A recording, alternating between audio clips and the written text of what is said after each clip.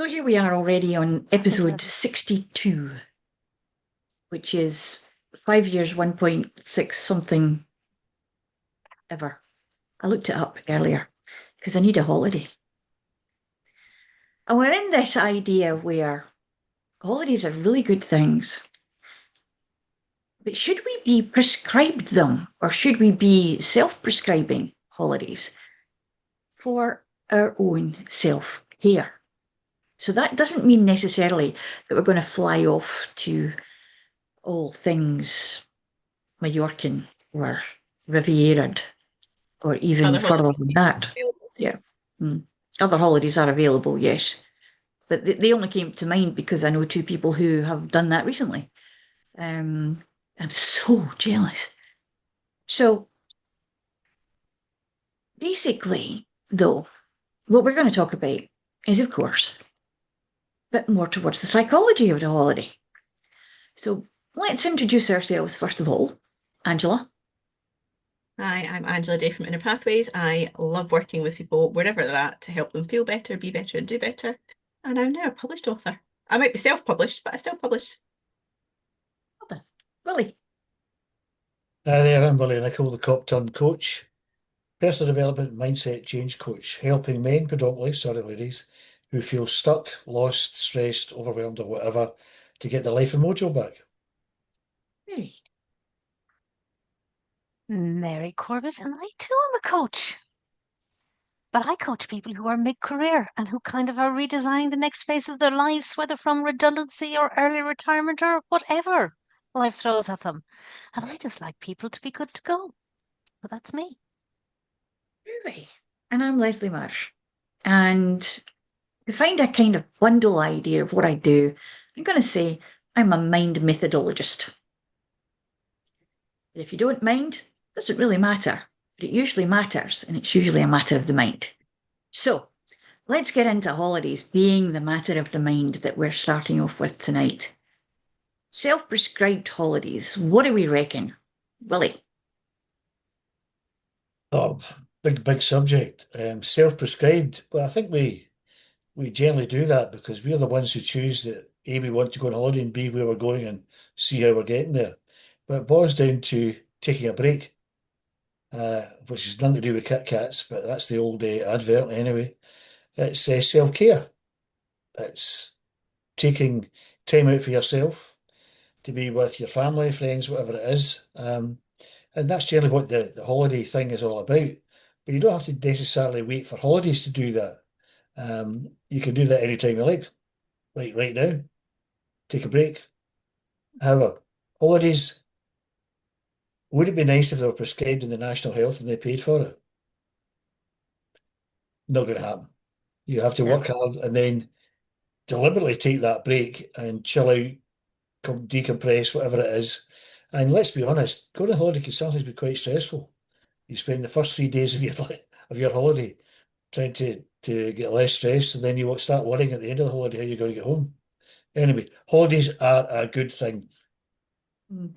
There was a prescription kind of idea a little while back that holidays should be 3 weeks long, because the first week you're actually settling back into and getting rid of the stress of getting on the holiday and arranging things and getting your flights and doing the whole thing. So it takes you a week to kind of get into the idea of the holiday. Then you're in there for a week, and that's you in the holiday mode. And then the third week, you're getting ready to go back into ordinary everyday life again. So the only problem with that is, will anybody really be happy to let you go away for 21 days from your job? I can interrupt you because I've been fortunate enough to have a 3 week holiday, having saved up all my holiday time and having wangled it that way. And my recommendation would be, if you can go away for 3 weeks, go away for 3 weeks, because it's much better exponentially, if you like, as Leslie alluded to there. You've got more holiday time, so you decompress, you've got more time in the middle where you're really in holiday, and then you feel the benefit of it at the end of it. And one of the things is, when you take your holidays, I took my holidays once over Christmas and New Year and went to the Canary Islands. Best holiday I ever had. Came back with a tan, chilled out to see my colleagues who were all pale faced and stressed and miserable. It was absolutely brilliant. Just a thought. Just a little bit of.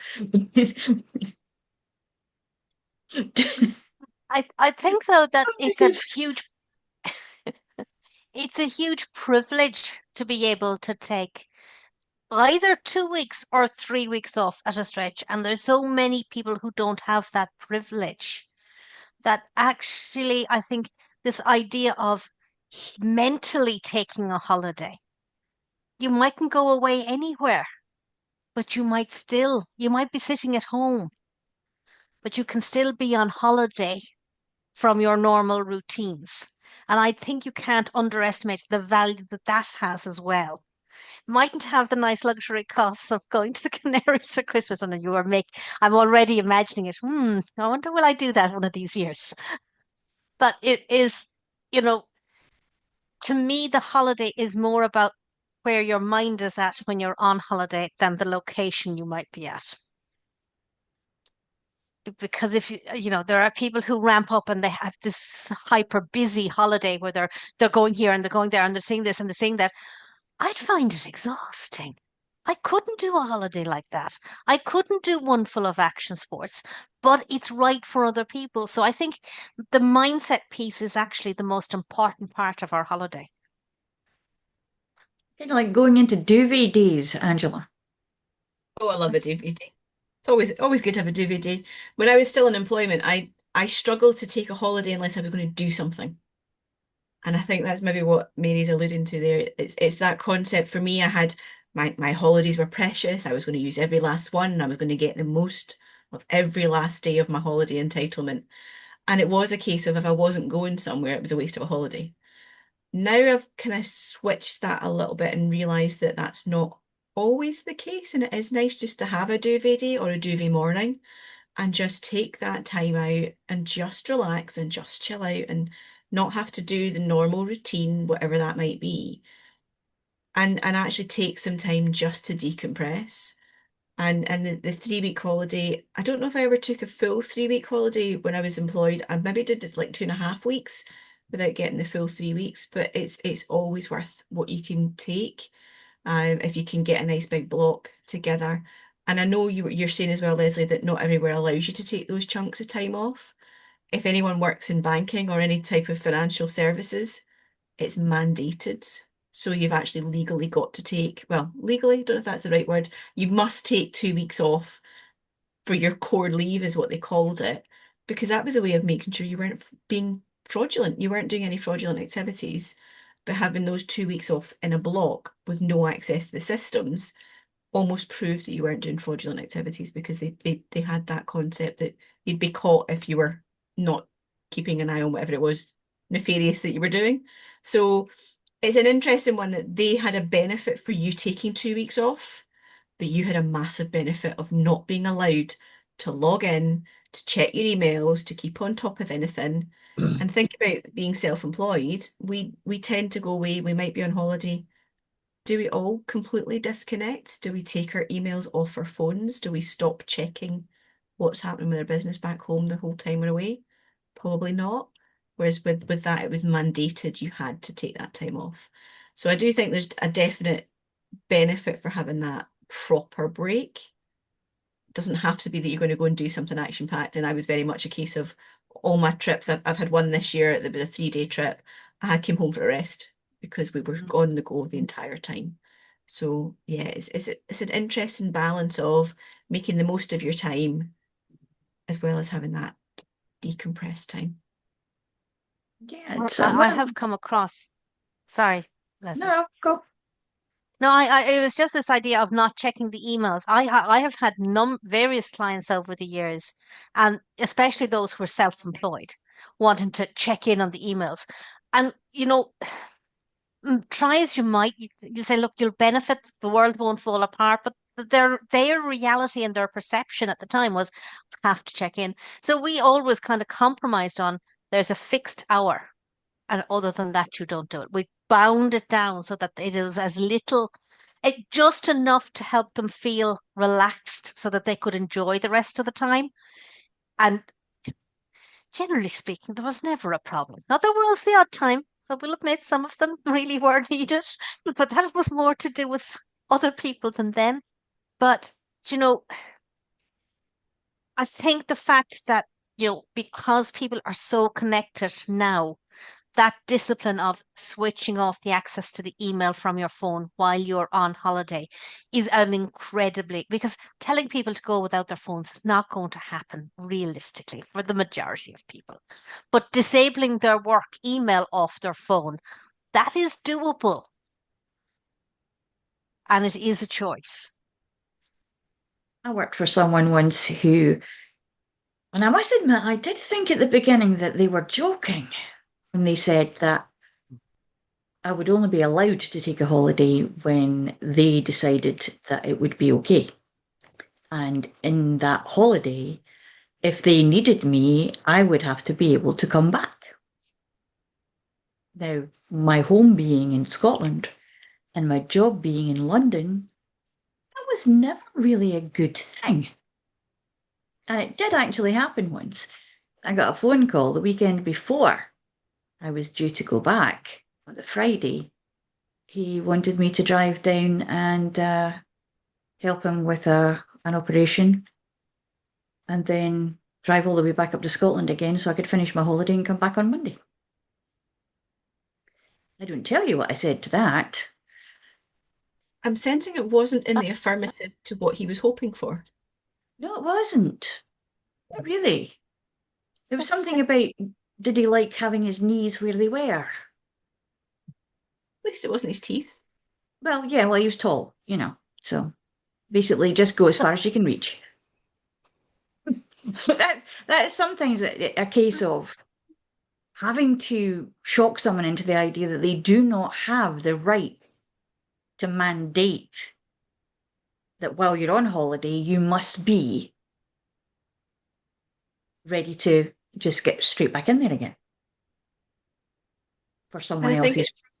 And adding on to that, as Mary was saying as well, with their phones and that the 24/7 connectivity, and whether it's because of or in spite of or in conjunction with COVID and everything that happened there, so many people are expected to be at the beck and call of whatever on the phone 24/7.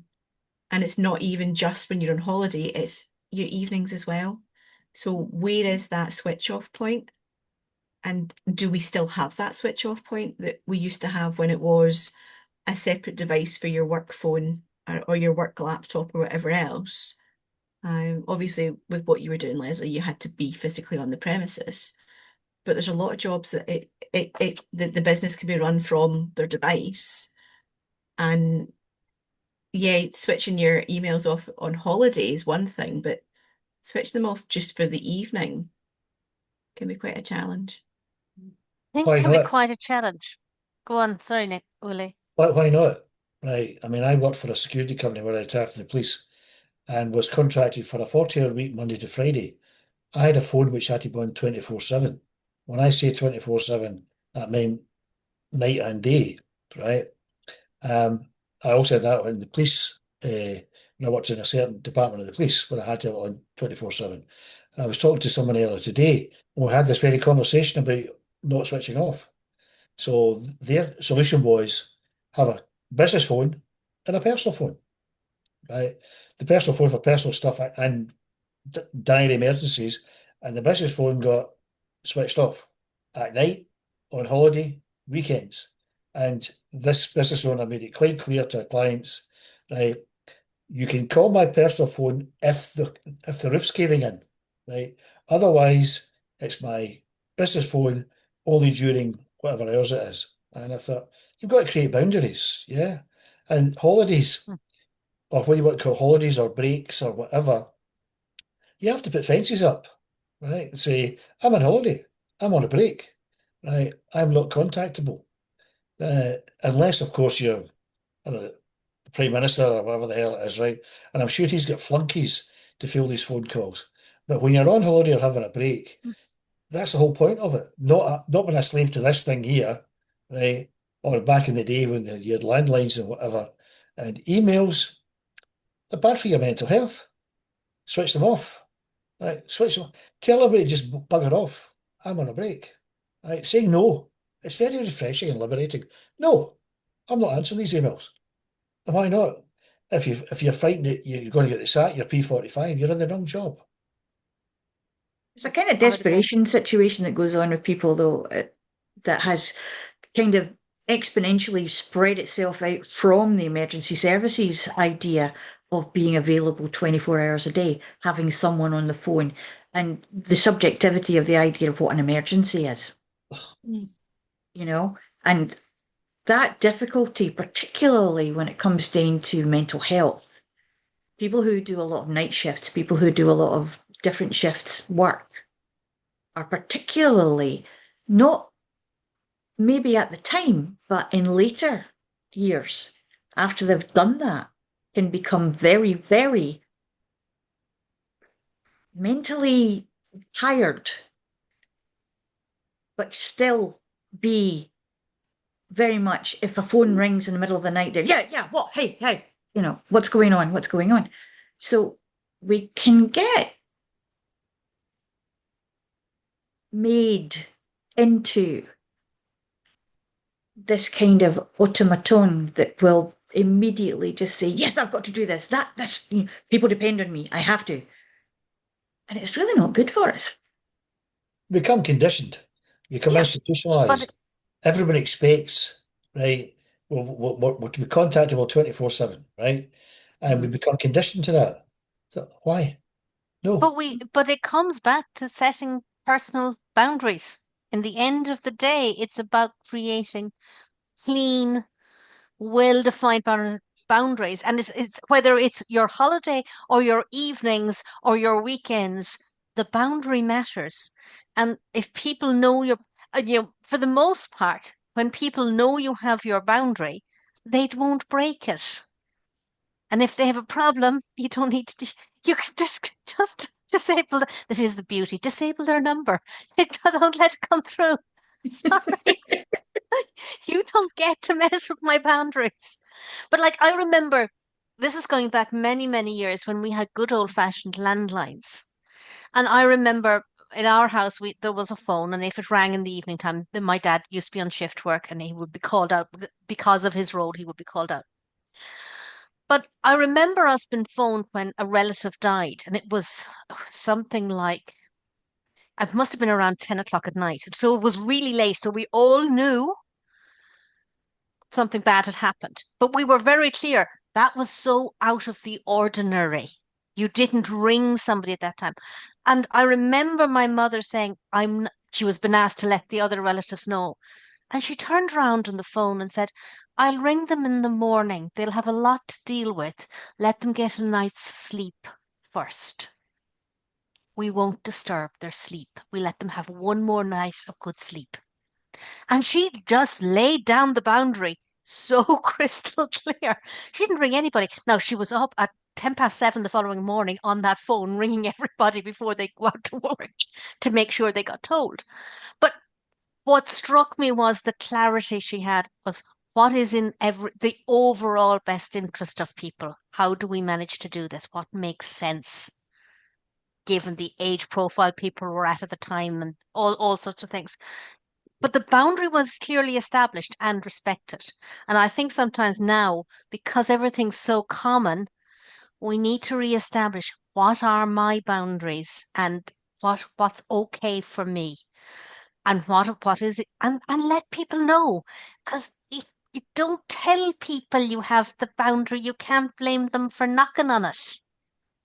Use the word respect there, Mary. Respect my boundaries, right? I think if you Yeah. set clear boundaries in a nice, pleasant way, you will get that Yeah. respect. You'll get You respect will. from other people, and they won't take Absolutely. the mickey, right? It's if you Definitely. don't say that, you're a fool to yourself, if you like. You're laying the trap for yourself, and you're quite right. If they don't know, you can't blame them. But if you lay it out clear and proper in a nice, friendly manner, right, Yeah. that's that. There is that element of instant need to have every fact at your fingertips right now. So yeah, there could be a death in the family. so this is probably going to sound quite crass. They're still going to be just as dead tomorrow morning as they are right now. So Yeah. absolutely, totally agree with your mum's point of let them have a night's sleep. But we look at the news cycles now as well. Everything is instant. The minute something's happened, we're hearing about it. And beforehand, it was possibly you saw it in the newspaper the next morning. So, and the next time you saw news, it was the next day's newspaper or the 6 o'clock news. And it wasn't this constant barrage of information overload. We got the important things and you got given the important news, but it wasn't this 24/7 news cycle and the 24/7 something's happened. I've got to tell them right this second. I think also there's the instant gratification thing and the demand. I demand to know and I demand to know right now. Why? Because it's my right. And I want to know all the gory details. And I won't wait till tomorrow because gimme, gimme, gimme. And there's obviously a two-word response to that. Right, you don't need to, right?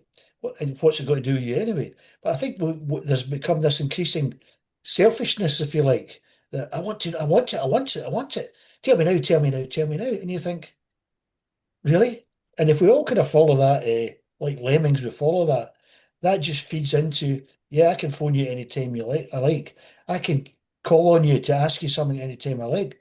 Well, no, you can't, right? Because I have already set my boundaries, which you've just broken, and you and I are no longer chums.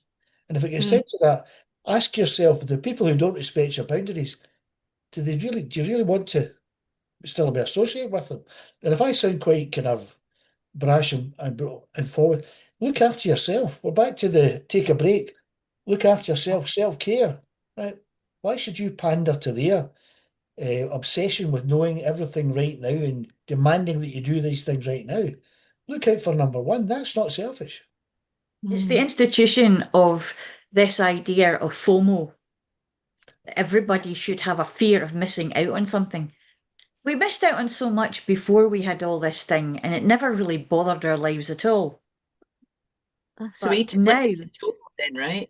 yeah, but now it's like, you don't know. Oh, you need to know. You need to know. Watch that. Do this. Go there. Be there. It's bloody tiring. I mean, it's exhausting. So And I think basically, thankfully there's an off switch for that thing. I remember back then before mobile phones, right? And you'd be in a relationship where you were going steady, whatever. How did we ever maintain that? Right? Part of the joy was I will phone you at 7 o'clock Wednesday night and we'll have a catch up. And I'll meet you under the clock tower in the central station on Saturday night at 7 o'clock. And then you would divulge to each other what's happened in the interim. Right. Now you just, I'll never guess what happened today.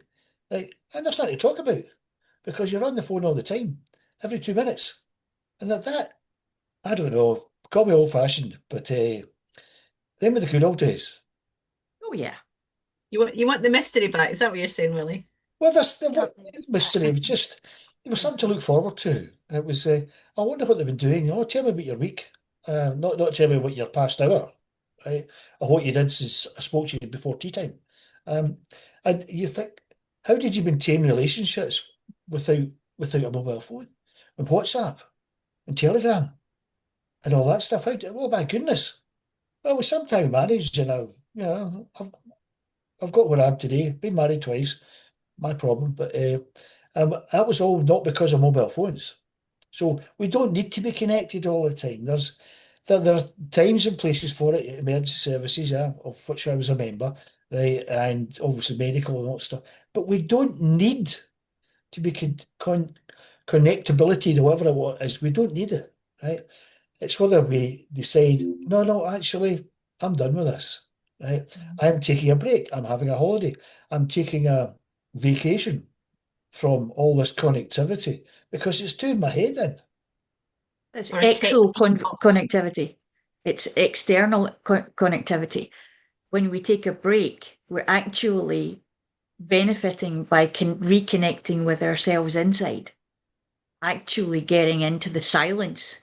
And that could be part of the situation that is happening, is that we don't have any silence in our minds anymore. Well, some people don't. Silence is golden. Well, yeah. I know a really good book that can help. What was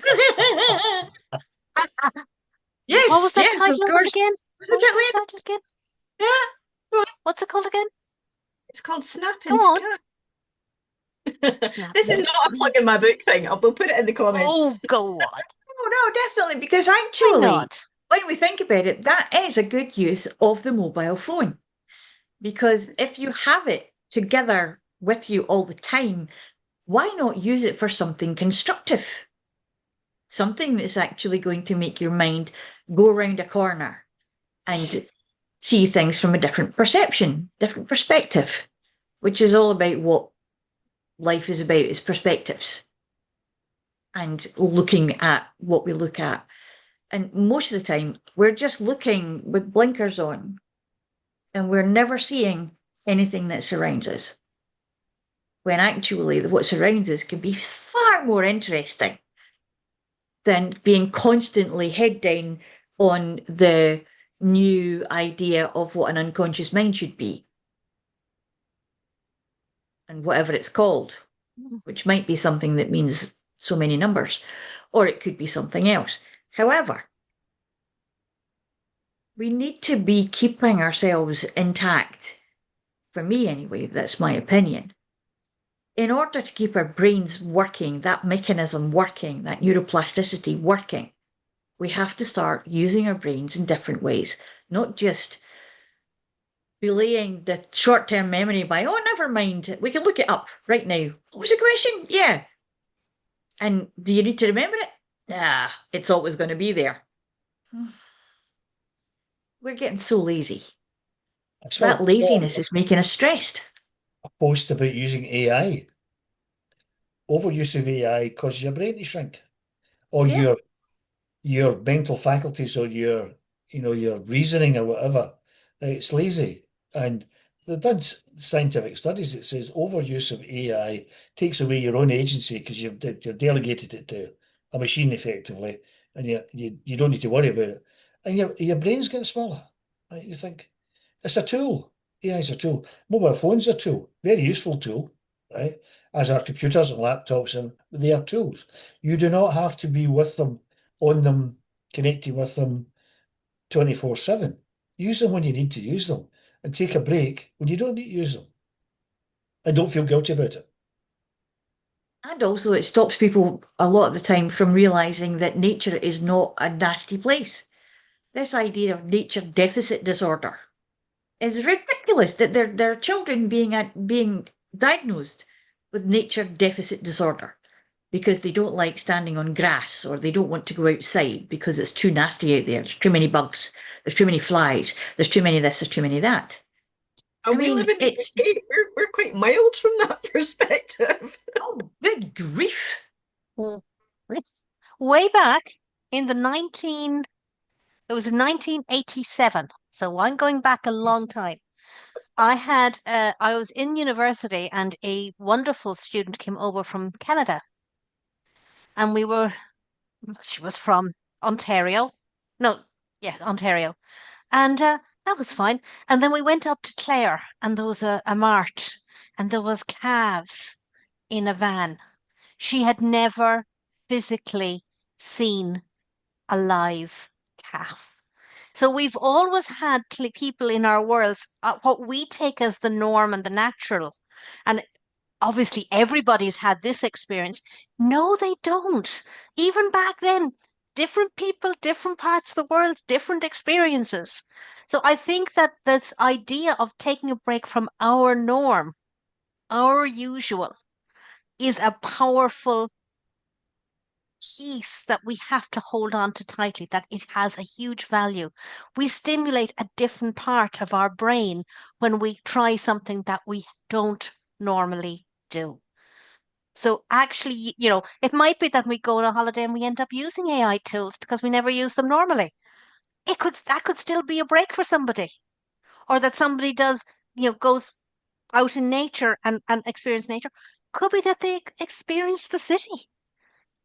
Everyone is different. So it's, to me, the importance of the break is that it's different from your normal routine. And I Yeah. think it doesn't, The old regardless of the phrase, form. a change is as good as a rest or something like that, isn't it? Yeah, a change is as good as a rest, or a rest is as good. Yeah, a change is as good as a rest, or a rest is as good as The, change. the beauty of holidays is you change your physical location, right? And you've got a different road outside, you've got a different view, you've got different whatever it is, right? The while you go abroad, it's a food, different accommodation, whatever. It's a change, right, of your normal routine. You think this is good, and you relax, right? As long as you're whatever changes, right, and it doesn't need to be a huge thing. It's different. It's out of the norm, as you say, Mary, and I find it relaxing, and that's why you We're should have built it. to explore. We're built to explore. We have curious minds, and that's why we got where we are now. But because we're got here doesn't mean it's the end of the road. We just have to take a little time and then think about what happens next. Instead of making that scary and being all afraid of it, which we are actually being taught to do a lot. All this uncertainty going everywhere and the universe has been uncertain since the Big Bang. The Big Bang was an uncertainty and a half. But we're here. We live uncertainly every day. You get up in the morning, you have an idea of what you want to do.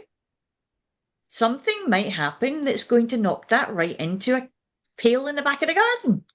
It's just, but you don't break down and have a nervous kind of, oh, yeah, my life has ended just because you stub your toe on the bed rest or whatever. Some people do because it just upsets their whole day. So that's a control issue. We need to be in control. There's a lot of this. I need to know what's exactly going on, when it's going on, how it's going on, and then I can make up my mind that it's going to be bad now. And I think we need to take a break from that. There are some neurodiversities where they need the information for them to feel safe. So it's not a case of disallowing them that ability to have the information. But if you're not of that mindset and you're not of that ilk, let it go. Yeah. And also, if you are of that ilk and you have someone in your life of that ilk, allow them the space, but show them by your reaction and your response to what's going on that there's nothing to be afraid of until there is. I think there's also an element of identifying what you can control and what you can't, what you can change, right? So I can't change the fact there's a war in Ukraine or the horrible things going on in the Middle East. Can I control any of that? No, the only thing I control is my reaction to it. And my reaction to it is, that's horrible, but I can't do anything about it. So I'm going to put it in the back burner, thanks. If there's charity, make charitable donations, that's fine. So you can only control how you react to that thing you can't control. And if you dwell on it, as in on your phone, looking at Sky News constantly, you're going to end up bloody depressed, right? Take a break.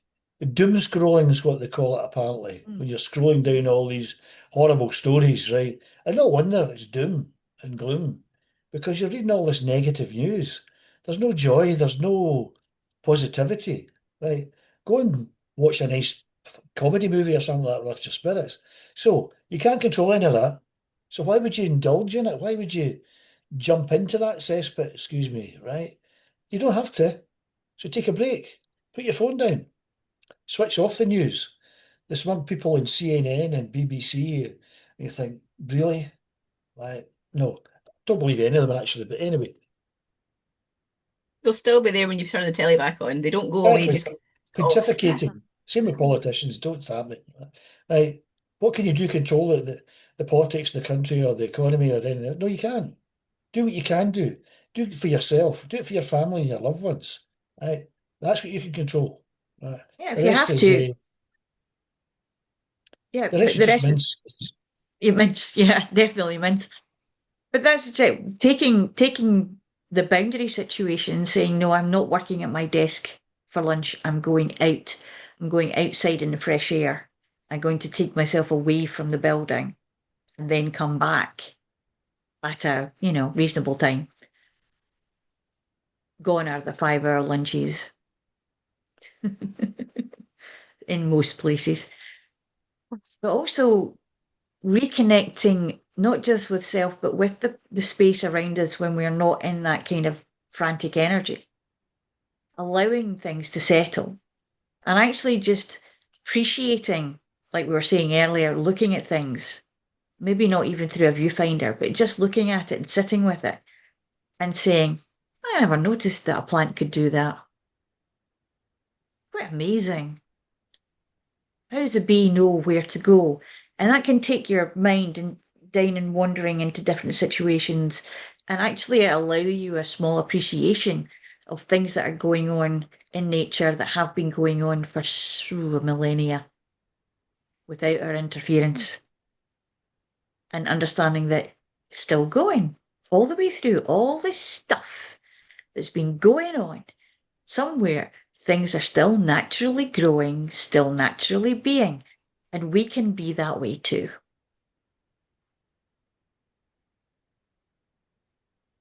Well, take a break, right? It's like if you don't take a break from your phone, will the sun not come up tomorrow? Will the world stop rotating? Right? Mhm. Will the weather cease to exist? No, constants, they're constants. Whether you engage with your phone or not, whether you answer your emails or not, is how much difference is it going to make? Take aside the emergency situations. How much difference is that going to make? Probably not a lot. Well, I actually had a client recently, and we were trying to reintroduce some taking a break time. And we blocked off his calendar at work, 15 minutes in the morning and 30 minutes for a lunch so that he could take a walk. Nobody noticed his productivity changed, and he noticed that it had actually gone up. There wasn't a problem. And he used to do a crossword. He used to have his coffee, started doing his coffee and his crossword for his 15 minutes in the morning. And it calmed him. So everything worked. When he went back to work after the 15-minute break, he was more efficient because he'd taken a break. So any bit of being wound up had just got unwound. And that's not the first time I've noticed this happen. It matters. Those mini breaks, apart from the big holidays, but the mini breaks that we take in our workday matter. And they allow us to be so much more effective. I'm a massive fan of them. Constant breaks. But That's why we have weekends. there's studies that have been done that say having a nap in the middle of the day helps you to process things so much quicker. And then when you come back out of your nap, you're able to focus a lot better and get stuff done. I think that the book I was reading about it talked about the guy that put together the periodic table of the elements. It came to him after having had a nap to how to actually order it all. So the amount of things that I'm sure will come out of just having a half-hour cat nap or power nap or disco nap or nap, whatever you want to call it, nap, even just My that much problem difference. my problem is if I took the nap, it could become a duvet afternoon. That's why I'm afraid of taking naps in the And middle of the day. but perhaps that's what you need. So as part of the kinesiology process is if a It's my client, problem with clients. Can't just take it. that's why you set an alarm. But with clients, I sometimes prescribe rest, and it could just be 5-10 minutes. But we do warn the clients that you may end up having a sleep. That's not a bad thing. It's because your body needs it. There are whole countries in Europe, particularly, who have siestas and little, napettes every so often in the afternoon. Because postprandial lunch situations, our bodies do get a little bit, oh, well, if you watch a lion in the savannas of Africa after they've had a good meal, they're lying there. They're sort of like, yeah, okay, let's sleep, let that go. And your stomach needs time to kind of, just digest things. And when you think about it, our brains need time to digest things too. That's why we're so needing sleep at night, particularly. And it doesn't matter if we have a wee nap. I mean, I don't know about you, but when I was a little girl, way back in the nth centuries, I was at nursery school and we used to get put down for a nap whether we wanted one or not. We were probably tied into the little cot beds so that we didn't get up and move around because tucked in was not, you were wrapped in these things. But still, you'd been running about, hearing about doing things. Then you had a nap, and it became this thing. But it also allowed us to let everything settle. Allowed us to kind of forget that we fought with wee Johnny over the ball in the corner, or we got upset about this, that, the other, or we skinned our knees and whatever was going on. And we had this nap, and it was just a change. And then things happened again, and then we got picked up, went home, and it was a different place again. So that sleep is good. Our brains need it, our bodies need it. It's better for our weight, it's better for our workaday things, it's better for our relaxation. If you want to meditate, I know that there's a time when we meditate, and I can fall asleep quite easily doing that. So I tend to use it quite a lot when I'm about to go to bed. It also means that I have some nice dreams, as I talk to my universal mind.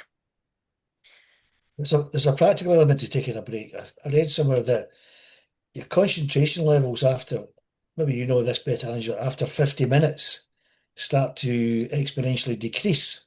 So that you sit there for 2 hours. After the first 50 minutes, the rest is just, you're only operating at 50%, right? And as Mary said, take a break, or your coffee, whatever it is, right, after whatever length of time, and you come back refreshed, mentally, physically. Right? So if you've got a job to do, and you know that's going to take X amount of hours, make sure you do the Pomodoro thingy, where you have a 5 minute or 10 minute break every whatever. Because if you try and force it, your concentration levels will diminish, and whatever you're working on will end up being, I nearly said a rude word there, end up not being as optimally good as it could have been. Students, I think particularly an interesting university. thing. Oh, go on. I think there's an interesting thing about when you have a big job to do and you know it's going to take a couple of hours to do it. Finding that level of really focused concentration and recognizing that you're beginning to lose the concentration for yourself. The timing can be different for different people. So while we can prescribe it, there's a lot of variation, and they are saying that different age profiles and with technology, it is shortening the amount of time we can stay focused. And yet, if you are totally in that lovely Zen zone, you might suddenly discover you have a whole hour and a half, 2 hours, and you just don't notice the passage of time. It does happen. But when you get into flow, it can go for longer. And I don't, Leslie, if you were going to go down this route, when I was at university 25 years ago initially, it was 8 minutes. It wasn't 50. It was 8 minutes is all that you could actually focus in one chunk for. I do believe it is lessened. I don't know what the current stats are and the current numbers are. When I started college, the beginning of the 80s, I was been told it was 20 minutes. I don't believe that. Oh, So when what I it was is- there, when I Same was to me. there, It was down it to, was 10 minutes. So it is actually decreasing as we go along. yeah. But yeah, because they've got instant access online, even turning up to sit in a lecture hall these days is like a bit of a situation. Oh, we Yeah, don't have enough chairs. I don't believe it's the full class. The full Mm-hmm. timetable is now done in person. I think a lot of it is now done online. Not Yeah. probably all universities, but I think there's a number of them have gone to that hybrid Yeah. approach. Yep. So why don't we have a hybrid approach? Why don't we take ourselves and think to ourselves that, yeah, okay, so we can work in person and then we can have a rest. And while we're resting, our brains can work at its own pace and understand that our universal mind can do so many things that we don't need to know about. Because after all, we don't have to focus on the fact that we're breathing, thankfully, because we'd probably all die quite quickly if we had to do that. We don't have to think about our heart beating. We don't have to think about different things that are going on with hormonally, energetically, or even chemically in our bodies. Because it's all happening. It's all on automatic pilot, we think. But actually, no, it's all being worked on all the time. So that's why we need a break, because our conscious mind is so busy being busy that it tires us out.